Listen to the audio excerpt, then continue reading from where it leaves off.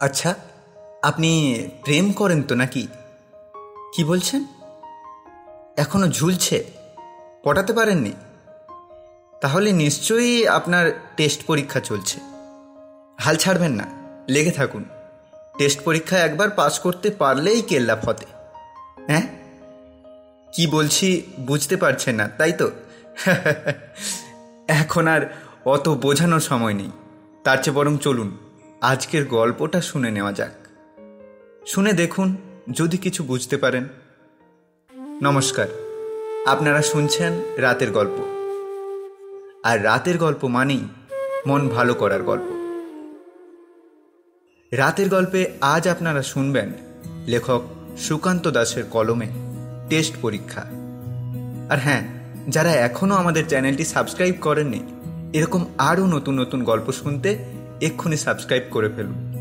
আর গল্পগুলো শুনে বন্ধুদের মধ্যে শেয়ার করে দিন।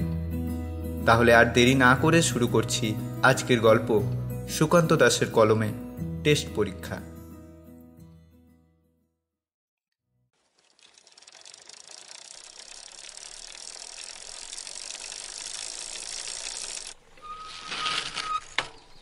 ছোট্ট মাঠের পাঁচিলের ধারে সাইকেলটা হেলান দিয়ে রেখে শান্তনু তাকিয়েছিল মাঠের ভেতরের দিকে। একটু দূরেই গাছতলায় বসে রয়েছে তিনটি মেয়ে।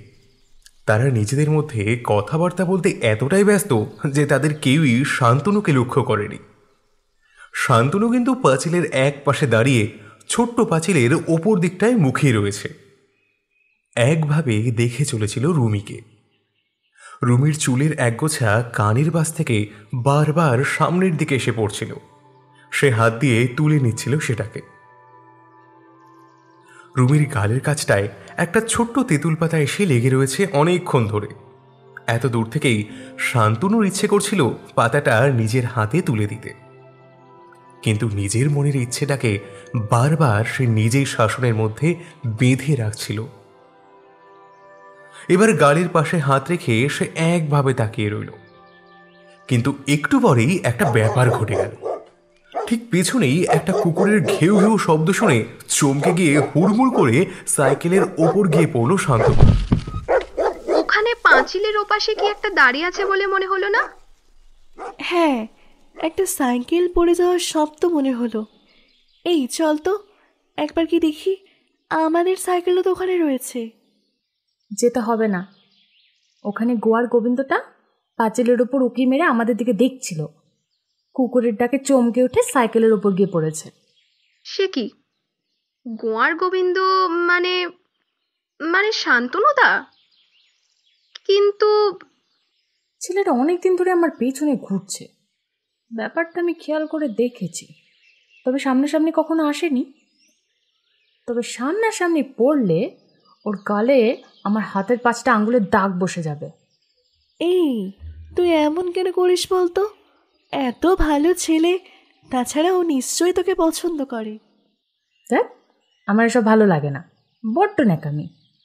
ওই ওই দেখেছিস, আবার পাঁচিলের উপর এসে উঠেছে। হাতের কাছে যদি একটা বড় ইট পেতাম না, ছুঁড়ে একদম মাথাটা ফাটিয়ে দিতাম।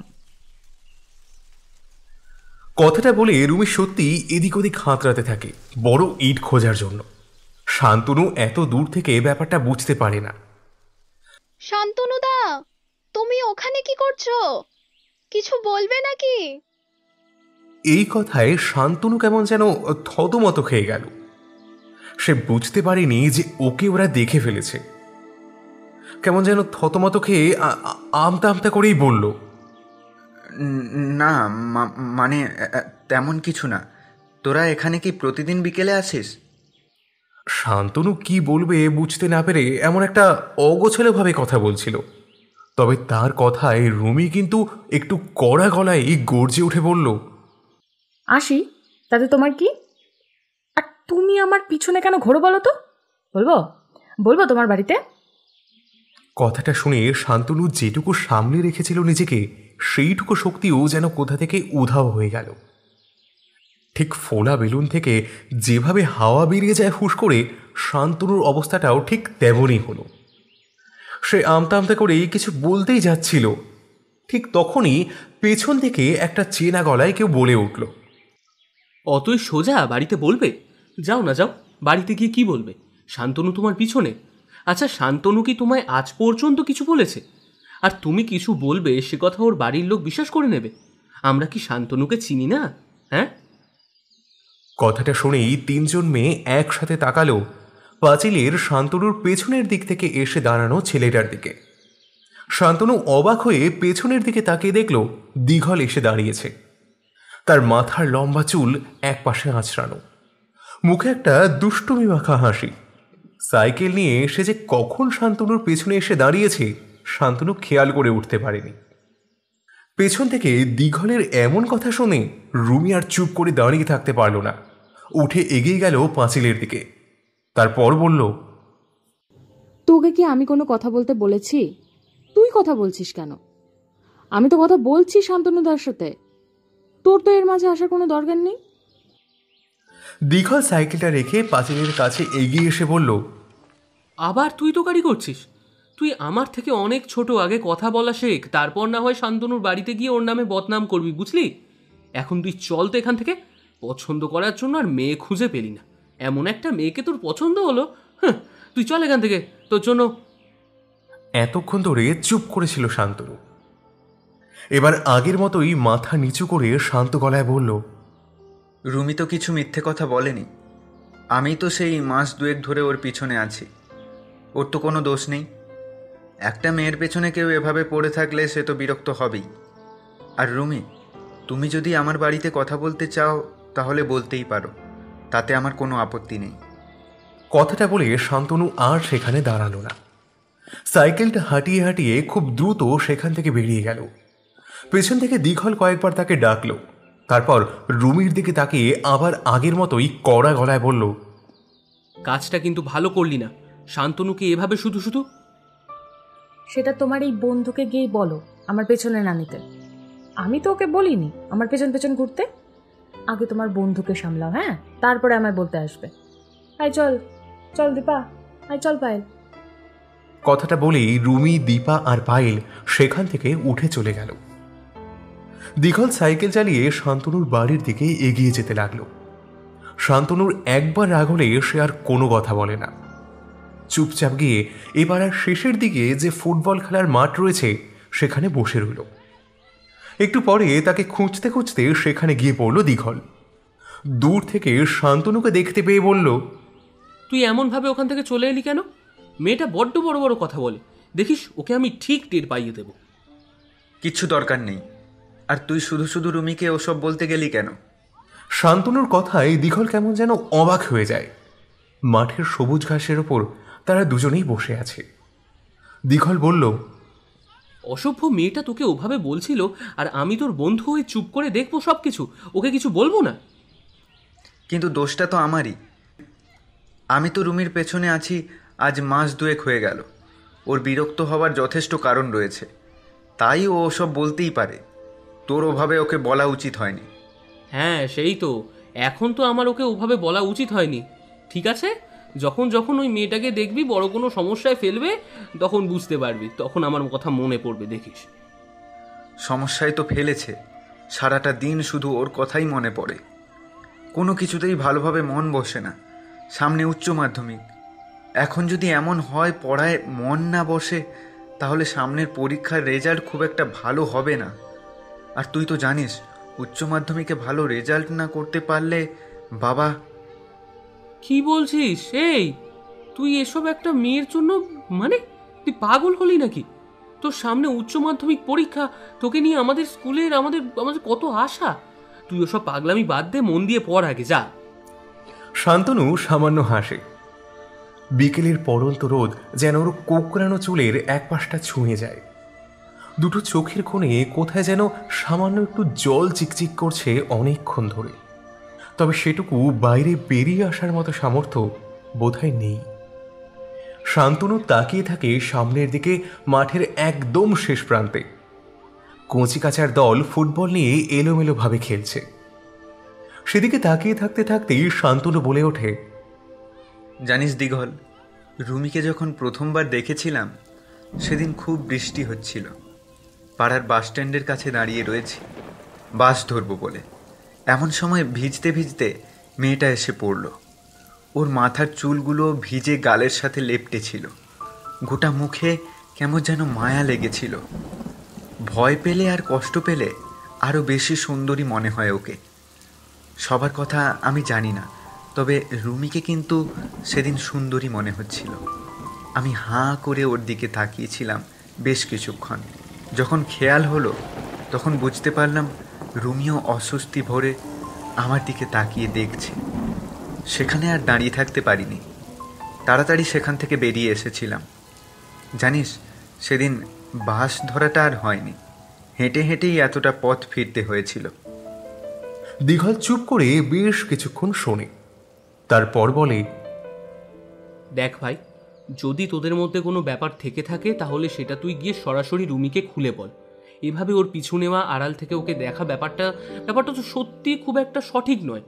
আর সে তোকে কেউ কিছু বললে সে ব্যাপারটা আমি না হয় দেখে নেব, কিন্তু এতে কোনো লাভ হচ্ছে না, তাই না? এক কাজ কর, তুই সোজাসুজি গিয়ে তোর মনের কথাটা ওকে বলে দে, যা। চেষ্টা করেছি, অনেকবার চেষ্টা করেছি। আর শুধু চেষ্টাই না, জানিস, বাড়িতে আয়নার সামনে দাঁড়িয়ে আমি রিহার্সালও করেছি কিভাবে রুমিকে আমার মনের কথা বলবো। কথাটা শুনে দীঘল এতটাই অবাক হয়ে গিয়েছিল যে তার মুখটা হাঁ হয়ে আসে। তারপর কোনো রকমে আমতামতা করেই সে বলে, রিহার্সাল? তুই কি পাগল হয়েছিস শান্তনু? এসবের জন্য আবার কেউ রিহার্সাল করে নাকি?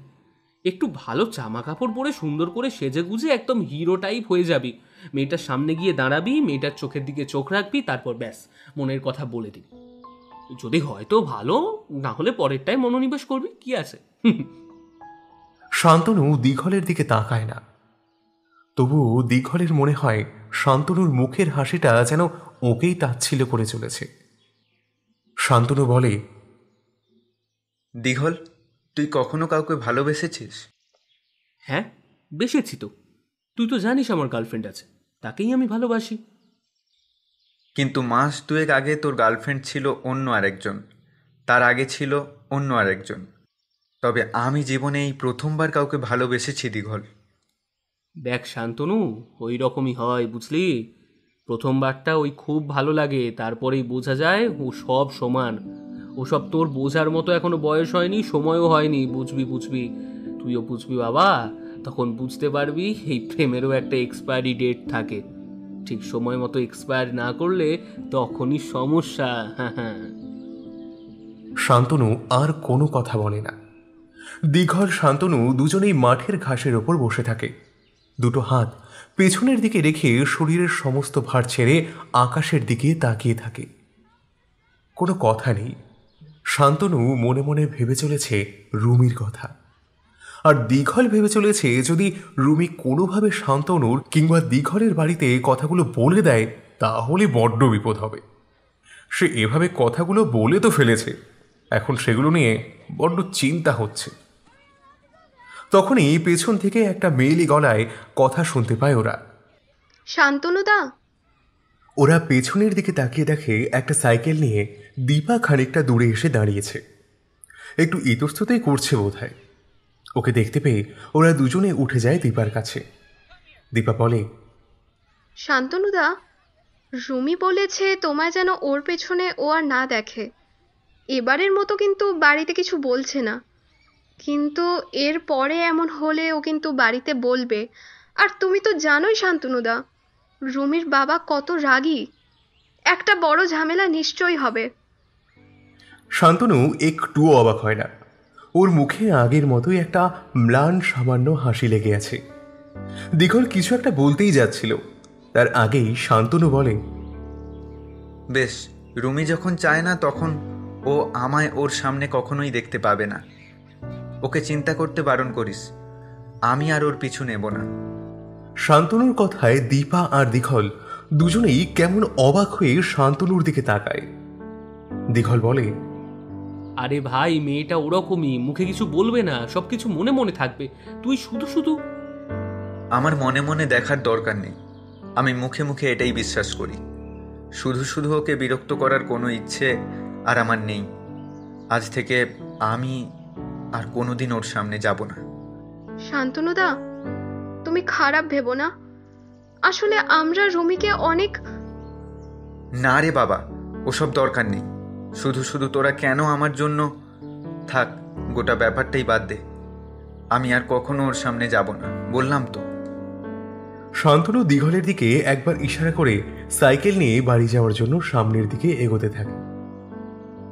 দীপা দাঁড়িয়ে থাকে সেখানেই। শান্তনু ভাবতে থাকে রুমি মেয়েটা কেমন যেন শক্ত গোছিল, কোনো কথাই শুনতে চায় না।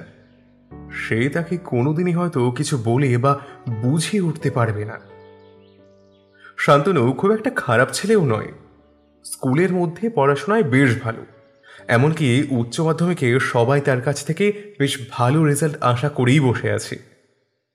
তার মতো একটা ছেলেকে এভাবে না করার সঠিক কারণ কিন্তু রুমি দেখাতে পারেনি। দেখতে দেখতে 2 মাস কেটে যায়। উচ্চ মাধ্যমিকের পরীক্ষার আগে স্কুলে টেস্ট পরীক্ষা চলছে। স্কুলের সামনে অনেক লোকজন এদিক ওদিক ছড়িয়ে ছিটিয়ে রয়েছে।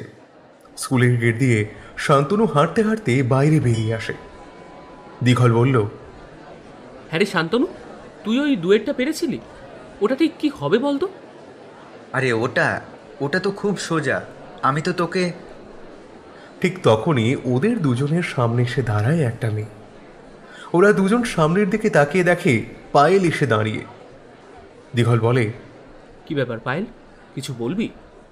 রুমির না খুব জ্বর, আজ 2 দিন হয়ে গেল, জ্বর কিছুতেই কমছে না। রুমির জ্বর তো ডাক্তারের কাছে যাক, এখানে এসেছিস কেন? আমরা কি করতে পারি? আমরা কি ডাক্তার যে চুমু দিয়ে জ্বর সারিয়ে দেবো? হ্যাঁ? শান্তনু কিছু না বলে একপাশে তাকিয়ে রইল। পায়েল আবার বলল, শান্তনুদা, তুমি যদি একবার। না রে পায়েল, সেটা হয় না। আমি ওকে কথা দিয়েছি আমি কখনো ওর আশেপাশে যাব না। সে কথা আমি ভাঙতে পারি না। ও তো আমায় যেতে বলেনি। শুধু শুধু আমি কেন যাব বলতো? আর তাছাড়া ওর বাড়িতে ওর বাবা থাকবে, অন্য সবাই থাকবে, সেখানে এভাবে যাওয়া ঠিক হবে না। শুধু ঠিক হবে না বলে না, তোর কি একটা মান সম্মান বোধ নেই? ওই মেয়েটা তোকে ওভাবে রিজেক্ট করেছে, তোকে ভয় দেখিয়েছে, বাড়িতে তোর নামে নালিশ করবে বলেছে, তারপরেও তুই ওই মেয়েটার জন্য। আরে ও মেয়েটা মরে যাক, তোর দেখার প্রয়োজন নেই তো? শান্তনুদা, তুমি জানো না রুমি এমন কেন করছে। যদি জানতেই সব কথা বলতে না। কথাটা বলে পায়েল আর দাঁড়ায় না, এক ছুটে বেরিয়ে যায় স্কুল থেকে। শান্তনু অবাক হয়ে তাকিয়ে থাকে তার চলে যাওয়া পথের দিকে। আর তার বারবার মনে হতে থাকে ওই একটাই কথা, শান্তনুদা, তুমি জানো না রুমি এমন কেন করছে। যদি জানতেই সব কথা বলতে না। অনেক রাতের দিকে পায়ে হেঁটে দুজনে বেরিয়ে পড়ে বাড়ি থেকে। কাল সকালেই ইতিহাসের টেস্ট পরীক্ষা। কিন্তু পায়েলের শেষ কথাগুলো শোনার পর থেকেই শান্তনু কেমন যেন মন বসাতে পারছিল না কোথাও। হাঁটতে হাঁটতে এদিক ওদিক ভালো করে দেখতে দেখতেই ওরা এসে পড়ে রুমিদের বাড়ির কাছে। দিঘল তখনও বিড়বিড় করে বলে চলেছে, তুই না সত্যি একটা বোকা। মেয়েটা তোকে ওভাবে রিজেক্ট করলো, ওভাবে অপমান করলো সবার সামনে, আর তারপরেও তুই সামান্য ওই মেয়েটার জন্য এখানে রাতের বেলায় এসেছিস। কাল তোর টেস্ট পরীক্ষা, কোথায় আমরা গিয়ে এখন পড়াশোনা করব? তা নয় তুই বখাটে মেয়েটার জন্য। শান্তনু কোনো কথা না বলে আস্তে আস্তে ওদের বাড়ির কাছে পাঁচিলের পাশে এসে দাঁড়ায়। পাঁচিলটা খুব একটা উঁচু নয়, একটু কষ্ট করলেই ওটাকে টপকে যাওয়া যায়।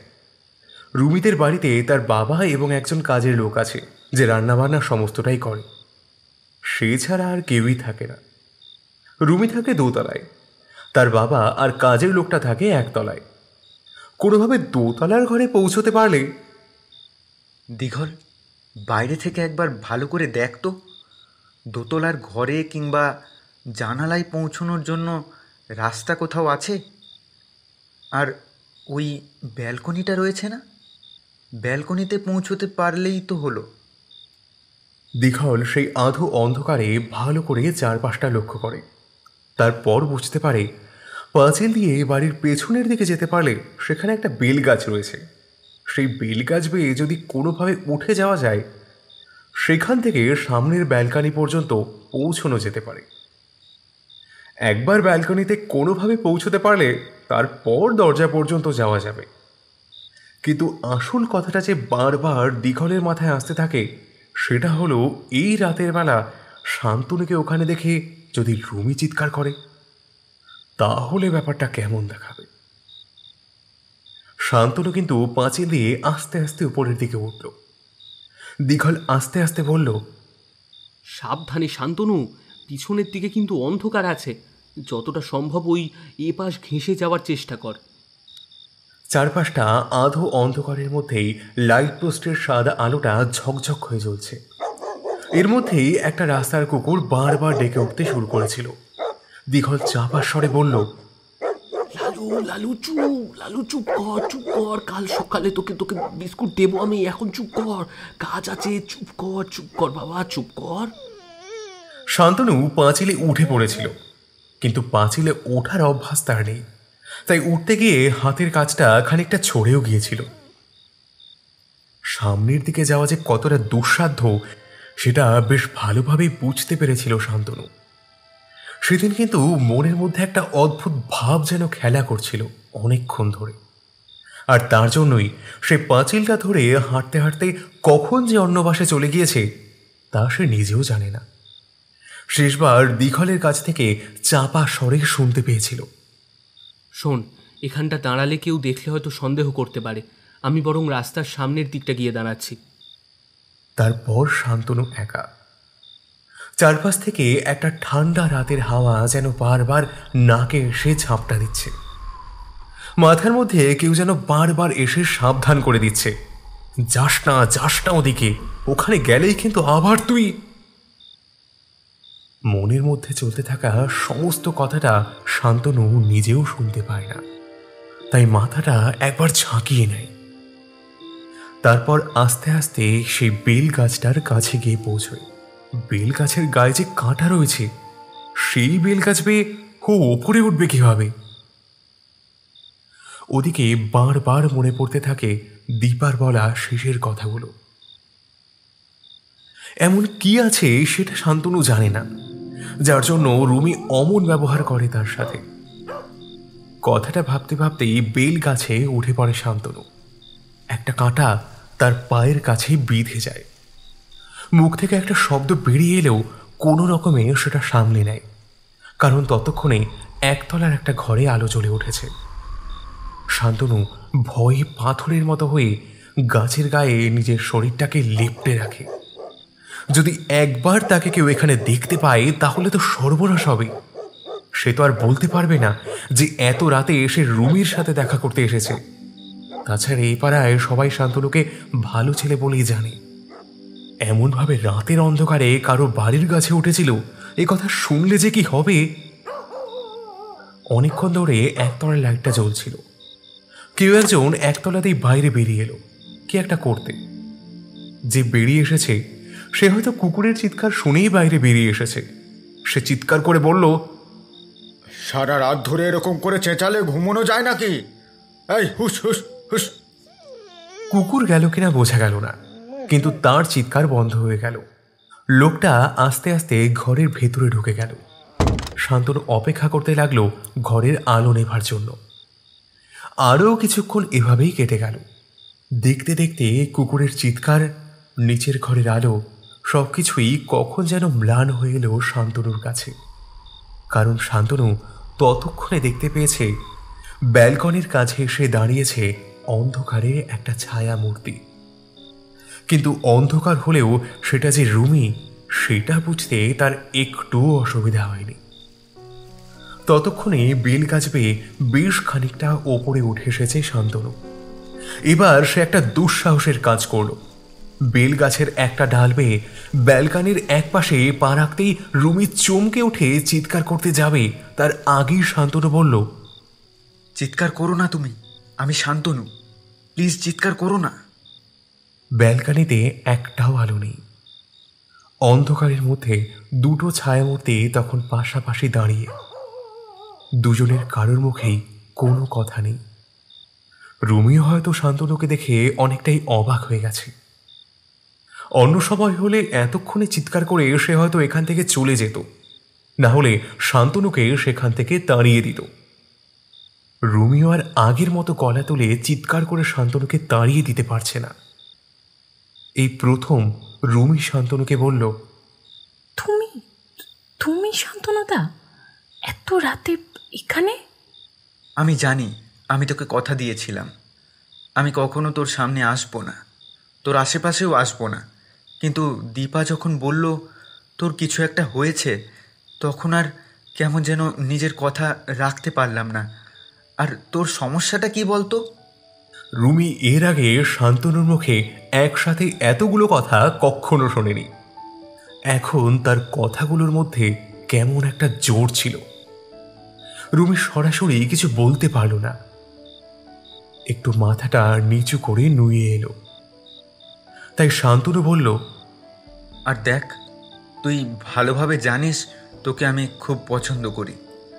হ্যাঁ, কথাটা তোকে সেভাবে বলা হয়ে ওঠেনি, তার কারণ আমি তোর কাছাকাছি এলে তুই অস্বস্তি বোধ করিস, তাই আমি কখনোই তোর অসুবিধাটা বাড়াতে চাইনি। কিন্তু তোমার না কাল ইতিহাস টেস্ট পরীক্ষা, আর তুমি এত রাতে? আগে তুই বল তোর কি হয়েছে, আর তোর শরীর এখন ঠিক আছে? আমার জ্বর হয়েছে শুনেই তুমি এত রাতে আমার ব্যালকনিতে এসে দাঁড়িয়েছ? যদি আমি মরে যেতাম শান্তনুদা? রুমি তার কথাটা শেষ করতে পারল না, কারণ ততক্ষণে শান্তনু একটা আঙুল দিয়ে তার ঠোঁটের কাঁচটা চেপে ধরেছে। রুমির গোটা শরীরটা একবার থরথর করে কেঁপে ওঠে। শান্তনু আবেগের বশে হঠাৎ করে এমন একটা কাজ করে ফেলে, নিজেও কেমন যেন লজ্জা পেয়ে হাতটা সরিয়ে ফেলে। মুহূর্তের মধ্যেই রুমি এক পা পেছনে সরে যায়। শান্তনু একটু ইতস্তত করতে করতেই রুমির দিক থেকে তার মুখটা ফিরিয়ে নেয় অন্যদিকে। এখনো চারপাশটা অন্ধকার, কারোর মুখই ভালোভাবে দেখা যাচ্ছে না। যদি দেখা যেত তাহলে হয়তো শান্তনু দেখতে পেত রুমির চোখের কোণেও এসে জমা হয়েছে দুফোঁটা জল। ওই বখাট মুখটা হয়ে এসেছে কেমন যেন মায়াবী। শান্তনু একটু আমতা আমতা করে, তারপর বলে, আমি জানি এত রাতে আমি এখানে এসেছি, তার জন্য তুই বিরক্ত হয়েছিস, রাগও করেছিস, কিন্তু দেখ, তোর শরীর খারাপ শুনে আমি আর থাকতে পারিনি। আর দীপা আমায় আর একটা কথা বলেছে, কোনো একটা কারণে তুই এমন করছিস, সে কারণটা কি বলতো? এতক্ষণ চুপ করে দাঁড়িয়ে থাকলেও রুমি এবার কেমন যেন স্বতন্ত্র হয়ে ওঠে। বলে, তুমি তুমি এখন এখান থেকে চলে যাও শান্তনুদা, আমার শরীরটা ভালো লাগছে না। শান্তনু হঠাৎ করে যেন মনের মধ্যে সমস্ত বল খুঁজে পায়, এগিয়ে এসে রুমির হাতটা চেপে ধরে। তারপর একটা শান্ত শীতল গলায় রুমির দিকে তাকিয়ে বলে, সত্যি করে বলতো, কি লুকিয়ে রাখছিস তুই আমার থেকে? আর আমি তো জানি তুই নিজেও আমায় পছন্দ করিস। রুমির গলাটা কেমন যেন কেঁপে ওঠে কথা বলতে গিয়ে, তবুও কোনো রকমে সে বলে, কে বলেছে আমি তোমায় পছন্দ করি? না, আমি কাউকে পছন্দ করি না, কাউকে না। কথাটা বলে রুমি দৌড়ে ঘরে যাওয়ার চেষ্টা করে, কিন্তু শান্তনুর হাতের বাঁধনে সে ততক্ষণে বাধা পড়ে গেছে। শান্তনু আবার বলে, যদি সেটাই হতো তাহলে এতক্ষণে চিৎকার করে বাড়ির সবাইকে জাগিয়ে দিয়ে আমায় মার খাওয়ালি না কেন? রুমি কোনো কথা না বলে চুপ করে দাঁড়িয়ে থাকে। এতক্ষণ সে দু হাতে শান্তনুর হাতের বাঁধন থেকে নিজেকে ছাড়িয়ে নেওয়ার চেষ্টা করছিল, কিন্তু এখন যেন সেই চেষ্টাটাও করছে না। দুটো হাতে শান্তনুর হাত ছাড়াতে চাইছে বটে, কিন্তু তেমন আর জোর নেই। শান্তনু একভাবে তাকিয়ে থাকে অন্ধকারের মধ্যে রুমির দিকে। দুজনেই দুজনের দিকে তাকিয়ে আছে, অথচ দুজনকেই তা বোঝার জন্য মনের চোখ দিয়ে দেখতে হচ্ছে, কারণ এই আধারে নিজেদের চোখ তো আর কিছু দেখতে পাচ্ছে না সেভাবে। তবে মনের চোখে তারা যা কল্পনা করতে পারছে তা হয়তো আর পাঁচটা সাধারণ মানুষের জন্য সাধারণ দু চোখে কল্পনা করা সহজ নয়। মালটা সেই কখন গিয়েছে, এতক্ষণ কি করছে? নিশ্চয়ই রুমির বাবা ওকে ধরে ফেলেছে, তারপর রাম পেটন, কিন্তু চেঁচামেচি শোনা যাচ্ছে না কেন? শান্তনুর চিৎকার শোনা না যাক, রুমির বাবার চিৎকার তো শোনা যাবে। একবার সামনে গিয়ে দেখি তো। দিঘল হাঁটতে হাঁটতে গেটের কাছে এসে পড়ে। বাড়ির ভেতরে আলো জ্বলছে না কোথাও। চাঁদের আলোটা ব্যালকনির কাছে গিয়ে পড়েছে। সেদিকে তাকাতেই দিঘল অবাক হয়ে বলে, আরে বাস, ওই তো মনে হচ্ছে দুজন দাঁড়িয়ে রয়েছে। নিশ্চয়ই রাতের অন্ধকারে ইন্টু পিন্টু। দাঁড়া তোদের দিচ্ছি। কথাটা বলেই দিঘল মুখ তুলে একটা শীষ দেয়। শীষের শব্দ শুনে শান্তনু তাড়াতাড়ি ব্যালকনির এপাশে এসে নিচের দিকে তাকিয়ে দেখে। যদি কাউকে দেখা যায় তাহলেই দিঘলের শীষ দেওয়ার কথা ছিল, কিন্তু কেউ তো কোথাও নেই। তাছাড়া এবার বাড়ির ভেতরে কেউ জেগে উঠেছে বলে মনে হচ্ছে না। তাহলে ব্যাপারটা কি হলো? রুমি বলে, কি হয়েছে শান্তনুদা? তোমার সাথে কি দিঘলদা এসেছে? হ্যাঁ, কিন্তু ও এভাবে শীষ দিচ্ছে কেন? রুমি ততক্ষণে ব্যালকনির এক পাশে এসে শান্তনুর পাশে দাঁড়িয়েছিল। অন্ধকারে তার চোখের দৃষ্টি ভালোই চলে। একবার গেটের দিকে তাকিয়ে সে দেখতে পেয়েছিল দিঘল দাঁড়িয়ে শীষ দিচ্ছে, আর তার পেছনে ঘুরঘুর করছে সেই কুকুরটা। সেদিকে দেখে রুমি বলে, নিশ্চয়ই দিঘলদা বুঝতে পারছে না তুমি কোথায় আছো, তাই ওভাবে শীষ দিয়েছে।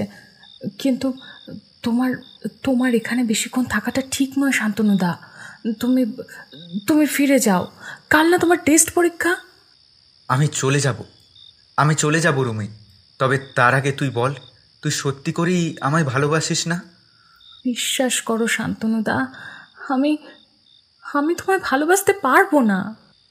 কথাটা শুনে শান্তনুর দুটো কান কেমন যেন অদ্ভুতভাবে বাঁচতে শুরু করে। তার মাথার ভেতরে যেন ভোঁ ভোঁ করছে।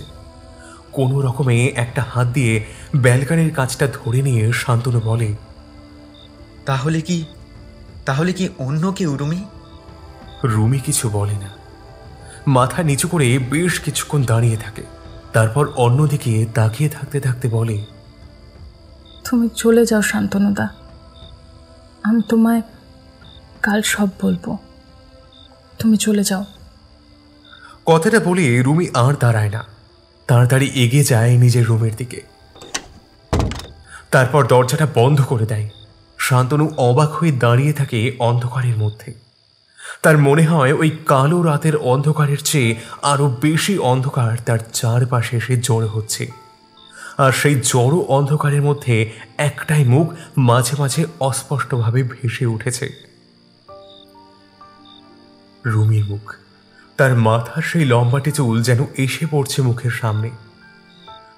দুটো উজ্জ্বল হরিণী চোখের কোণে জল। শেষের দিকে রুমির গলাটা ধরে আসছিল। কিন্তু কেন? এত কিছুর পরেও কেন রুমি ও কথা বলল যে সে ভালোবাসতে পারবে না ওকে? শান্তনুর বুকের ভেতর একটা প্রবল ঝড় যেন চলতে শুরু করেছে। বারবার মনে হচ্ছে ওই বন্ধ দরজায় গিয়ে আছড়ে পড়তে, নিচের দুটো হাত দিয়ে ওই বন্ধ দরজাটা ধাক্কা দিতে, আর চিৎকার করে বলতে, কেন রুমি, কেন কেন তুই আমাকে ভালোবাসতে পারবি না? কেন কেন? কিন্তু শান্তনু জানে ভালোবাসা পুতুল খেলার মতো নয় যে জোর করলেই সব কিছু পাওয়া যাবে। শান্তনু তো এর আগেও ভালোবেসেছিল, এর আগেও স্বপ্ন দেখেছিল, কিন্তু তার কপালে হয়তো এমন কিছুই নেই। তাহলে কি রুমিও অন্য কাউকে ভালোবাসে? হয়তো ঠিক এই কারণেই শান্তনুকে এড়িয়ে যেতে চাইছে। সেটাই যদি হয় তাহলে তো আর শুধু শুধু জোর করাটাও ঠিক নয়। শান্তনু আস্তে আস্তে ব্যালকনি বেয়ে নেমে আসে। বেলগাছটা বেয়ে নামতে যাবে ঠিক তখনই পেছনে ঘুরতে গিয়ে একেবারে গিয়ে পড়ে মাটিতে।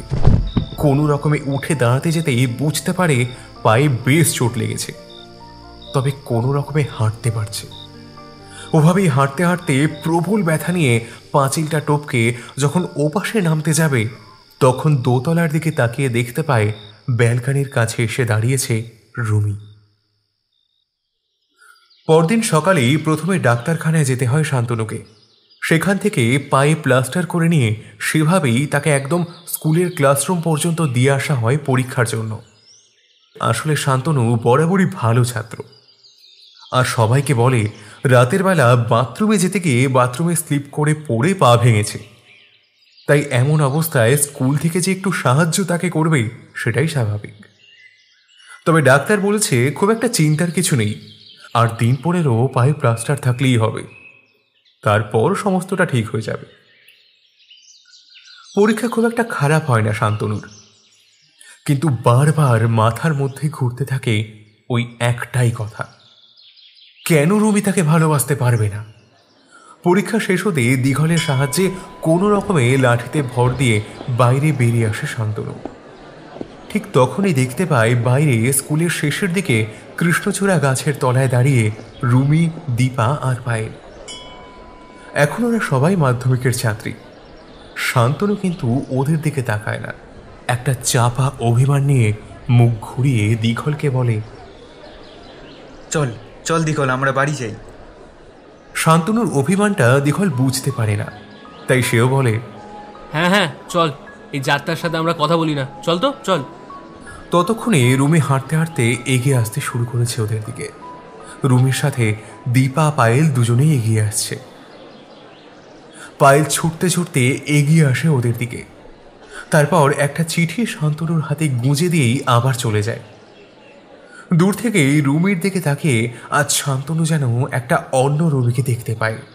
সেই আগের মতো বদমেজাজি, সেই আগের মতোই রুক্ষ আর রাগী চোখের একটা মেয়ে নয়, তার বদলে দাঁড়িয়েছে একটা শান্ত, কোমল, নরম স্বভাবের মেয়ে। তার দুটো চোখ কেমন যেন উদাস হয়ে আছে। মাঝে মাঝে শান্তনুর পায়ের ব্যান্ডেজের দিকে তাকিয়ে দেখছে। আর তারপর একটা অবাক কাণ্ড ঘটে গেল। রুমি হঠাৎ করেই তার দুটো হাত তুলে নিল নিজের কানের কাছে। শান্তনু বুঝতে পারল ক্ষমা চাইছে কালকের জন্য। রুমি হয়তো মনে করেছে কাল রাতে ও ওভাবে দরজা বন্ধ করে দেওয়ার জন্যই শান্তনু নামতে গিয়ে পায়ে আঘাত পেয়েছে। শান্তনু হাসে না, শান্তনুর মুখে কোনো অভিব্যক্তিই আসে না। দীঘল তাকে টান দেয়, চল রে শান্তনু, চল এবার। পথে দীঘল কয়েকবার চিঠিটা খুলে দেখতে বলেছিল, কিন্তু শান্তনু দেখে না, একটা কথাও বলে না রাস্তায়। আর বাড়ি ফিরে কোনো রকমে খাওয়া দাওয়া সেরে ঘরের দরজা বন্ধ করে চিঠিটা খুলে পড়ার টেবিলের উপর রাখে। তারপরে এক মনে পড়তে থাকে, শান্তনুদা, তুমি ঠিকই বলেছিলে, আমিও তোমায় পছন্দ করি। আর হ্যাঁ, আমিও তোমায় ভালোবাসি। আসলে ছোটবেলায় আমার মাকে আমি খুব ভালোবাসতাম, তারপরেই আমার মাকে আমি হারিয়ে ফেলেছি। আমার একটা বোন ছিল জানো, আমার বোনকেও আমি খুব ভালোবাসতাম। আমার বোনও একদিন হঠাৎ করেই বাড়ির ব্যালকনি থেকে পড়ে গিয়ে মারা যায়। আমার বাড়িতে একটা ছোট কুকুর ছিল, তার নাম ছিল কিউটি। কিউটিকে আমি প্রাণের চেয়েও বেশি ভালোবাসতাম, কারণ আমার তো তখন খেলার সাথে ছিল শুধুমাত্র সেই কিউটি। সেই কিউটিও একদিন হঠাৎ এক অজানা জ্বরে মারা গেল। তারপর থেকে আমি আর কখনোই কাউকে ভালোবাসতে চাইতাম না। আমার বাবাকেও আমি বড্ড ভালোবাসলেও কখনোই বাবার সাথে সেভাবে কথা বলি না। সব সময় বাবার সাথে একটা রুক্ষ ব্যবহার করি। আমার বাবার ট্রান্সফারের চাকরি, তবে এখন আর বাবা চাকরি করে না, রিটায়ার করেছে। আমরা এখানেই তাই আজ বছর 2 ধরে রয়েছি। আমি চাইলেও তোমায় ভালোবাসতে পারি না জানো শান্তনুদা, কারণ আমার ভয় হয় আমি যাদেরই বড্ড ভালোবাসি তারাই আমার কাছ থেকে হারিয়ে যায়। তাই তোমায় বারবার আমি ওভাবে অপমান করেছি, চেয়েছি যদি তুমি আমার থেকে দূরে সরে যাও, আমায় ঘৃণা করো, কিন্তু তুমি সেটা করোনি। আর যতবারই সেটা করোনি ততবারই যেন তোমায় একটু বেশি ভালোবেসে ফেলেছি। আমি জানি না শান্তনুদা, আমি যেগুলো বলছি সেগুলো তুমি বুঝতে পারছো কি না।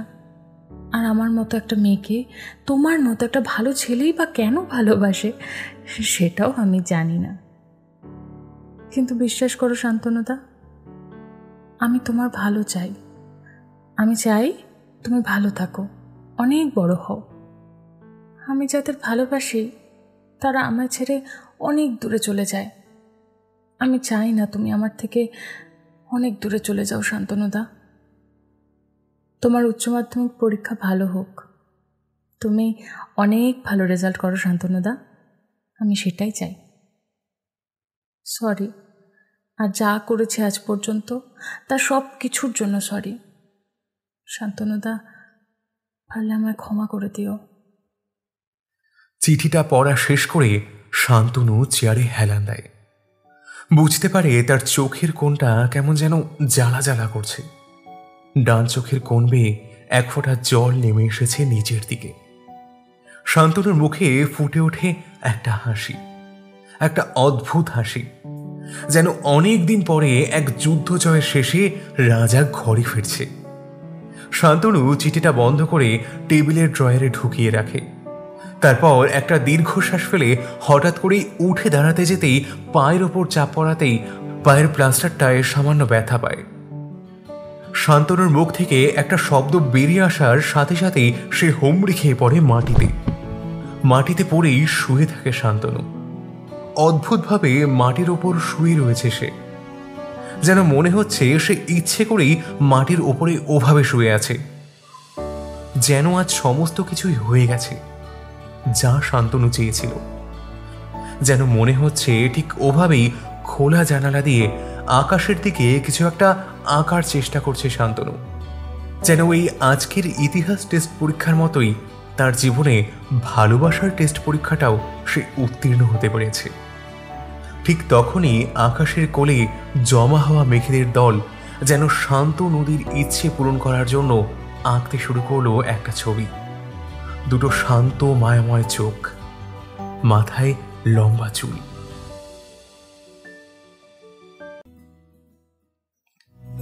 তাহলে কেমন লাগলো আমাদের আজকের গল্প? ভালো লাগলে অবশ্যই শেয়ার করুন এবং কমেন্ট করে জানান গল্পটি আপনাদের কেমন লাগলো।